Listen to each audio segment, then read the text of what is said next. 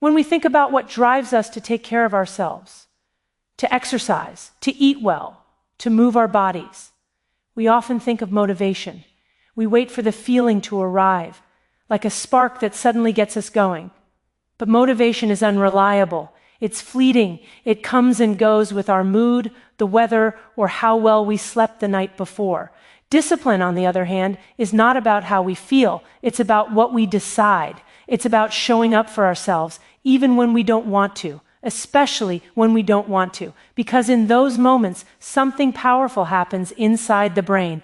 Every time we resist the comfort of doing nothing and instead choose action, we trigger a small surge of dopamine, not the chaotic, overwhelming kind that comes from instant pleasures, but a steady, grounded kind that comes from meaning and mastery.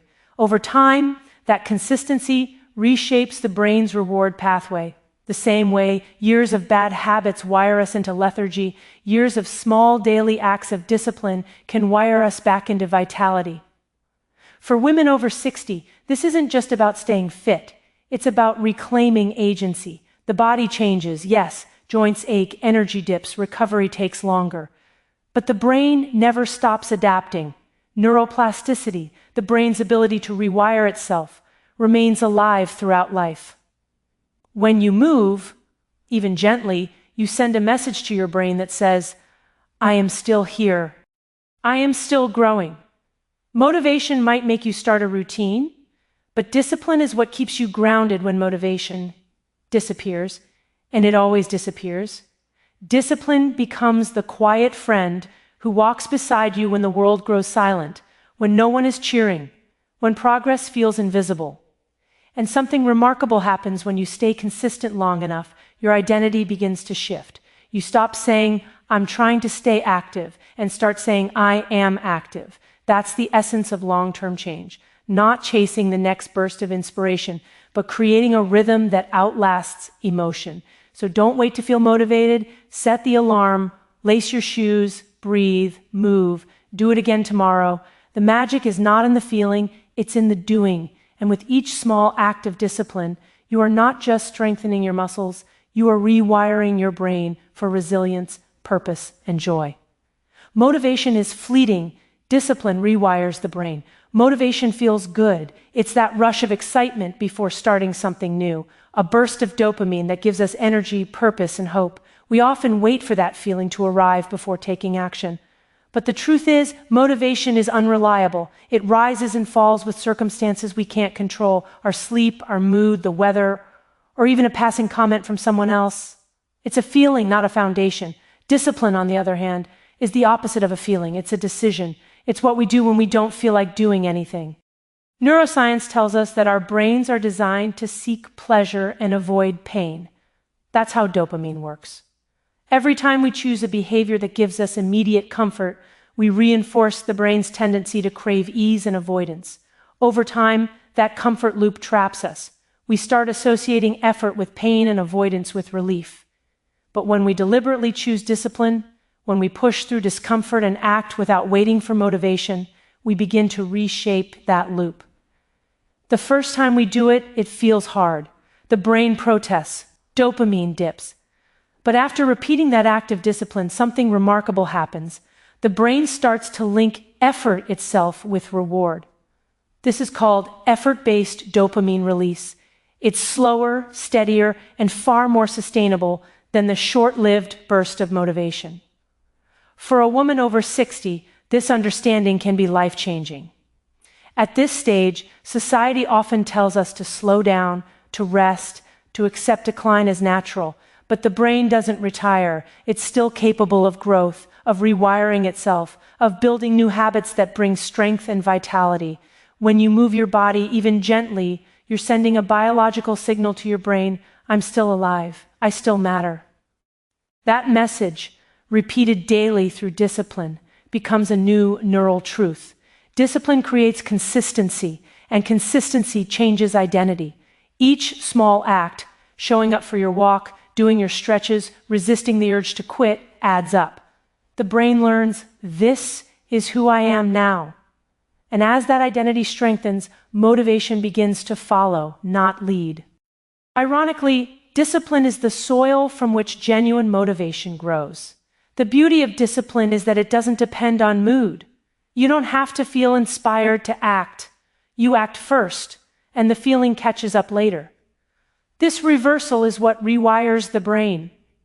Instead of being ruled by dopamine spikes that fade, you start to experience a deeper, calmer satisfaction, the kind that comes from self-respect, from keeping promises to yourself.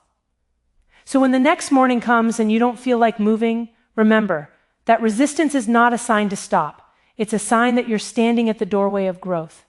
Motivation will come and go, but discipline, quiet, steady, unglamorous discipline, is what will change your brain, your body, and your life. Discipline strengthens identity. Who we are is not defined by what we say we'll do, but by what we repeatedly choose to do. Our actions carve pathways in the brain, neural trails that over time become the story of our identity. When we talk about discipline, we often imagine it as restriction or self-denial. But in truth, discipline is not punishment, it's creation. It's the act of shaping who we are, one decision at a time.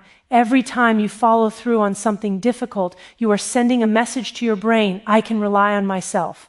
That message is powerful. It builds trust within. It turns intentions into evidence. And the more evidence your brain collects that you are someone who does what she says she'll do, the stronger your self-identity becomes. You begin to see yourself as capable, not because of external validation, but because your actions prove it. Neuroscience shows that repeated behavior changes the brain's circuitry. When you engage in a behavior consistently, like exercising, meditating, or choosing not to give in to comfort, the neurons involved in that behavior fire together more easily. Neurons that fire together wire together. That wiring becomes your new baseline. Discipline is, quite literally, a neurological identity sculptor. For women over 60, this truth carries deep emotional weight. Many have spent years caring for others, fulfilling roles that define them, as mothers, partners, or professionals. But when those roles shift or fade, it can leave a sense of emptiness, a question, who am I now? Discipline can be the answer to that question, not because it restores old identities, but because it helps forge new ones, based on strength, consistency, and self-respect. When you commit to a daily act of discipline, a morning walk, strength training, stretching, it's not just about physical health. It's about proving to yourself that you still have agency, that you still have the power to decide who you are becoming. Each repetition, no matter how small, becomes a declaration, I am still growing. Discipline is the bridge between who you are and who you believe you can be. It transforms abstract goals into lived reality. And as that transformation unfolds, you begin to feel something deeper than motivation. You feel integrity, a sense that your inner world and outer actions finally align. That's where peace lives. The beauty of discipline is that it doesn't require perfection. You will miss days, you will feel resistance, and you will falter. But discipline is not about never falling. It's about returning. Every time you return, you strengthen the neural and emotional muscle of self-trust. Over time, that becomes your identity, a person who keeps showing up no matter what. So when you move through your day, remember, each act of discipline is not a chore. It's a quiet declaration of who you are becoming. You are no longer waiting for life to define you. You are defining yourself, one deliberate act at a time. Movement is medicine for the aging brain. We tend to think of movement as something that benefits the body, keeping muscles strong, joints flexible, and the heart healthy. But what we often forget is that the body and brain are in constant dialogue. Every step, every stretch, every deep breath sends a signal upward, shaping the chemistry of the mind. Movement is not just physical, it's neurological. It is one of the most potent ways to keep the brain alive, alert, and adaptive, especially as we age. For decades, neuroscience has shown that physical activity increases blood flow to the brain, delivering oxygen and nutrients that support cell growth and repair. But beyond biology, movement triggers the release of dopamine, serotonin, and endorphins, the brain's natural reward chemicals. These chemicals elevate mood, reduce anxiety, and sharpen focus. They remind us that effort, not comfort, is the true source of pleasure.